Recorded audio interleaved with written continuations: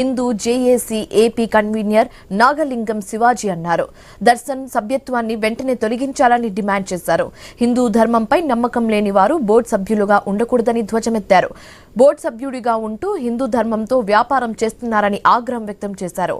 హిందూ ధర్మంపై నమ్మకం ఉన్న వాళ్లను బోర్డు సభ్యులుగా నియమించి సనాతన ధర్మాన్ని రక్షించాలని కూడా కోరారు. ప్రపంచంలోనే అత్యంత పవిత్రమైన పుణ్యక్షేత్రం తిరుమల తిరుపతి దేవస్థానం.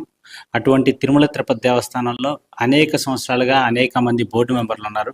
అనేక అవకతవకలు జరుగుతూనే ఉన్నాయి.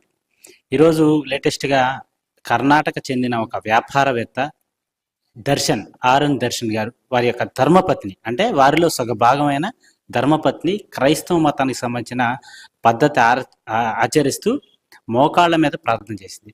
పాపం దర్శన్ గారి యొక్క కుటుంబ సభ్యులకి సనాతన ధర్మం మీద, సనాతన హిందూ ధర్మం మీద ఎటువంటి విశ్వాసం లేదు. దయచేసి ముఖ్యమంత్రి గారు అటువంటి వాళ్ళని ఇబ్బంది పెట్టద్దండి. వారిని వెంటనే దర్శన్ గారి యొక్క బోర్డు మెంబర్షిప్ పూర్తిగా రద్దు చేసి, అదేవిధంగా అదే స్థానంలో సనాతన ధర్మానికి ఉపయోగపడే కొన్ని లక్షల మంది, అనేక మంది ధార్మికంగా పనిచేసే కార్యకర్తలు ఉన్నారు. అలానే మీ పార్టీలో కూడా చాలామంది ఉన్నారు. అటువంటి వాళ్ళకి అవకాశం కల్పించండి. సనాతన ధర్మ పరిరక్షణలో మొట్టమొదటి పాత్ర వహించిన బోర్డు మెంబర్లు ఇటువంటి అన్యమత ప్రచారంలో పాల్గొనడం అనేది చాలా సిగ్గుచేటు. యావత్ హిందూ సమాజం ఈ విషయం మీద తీవ్రంగా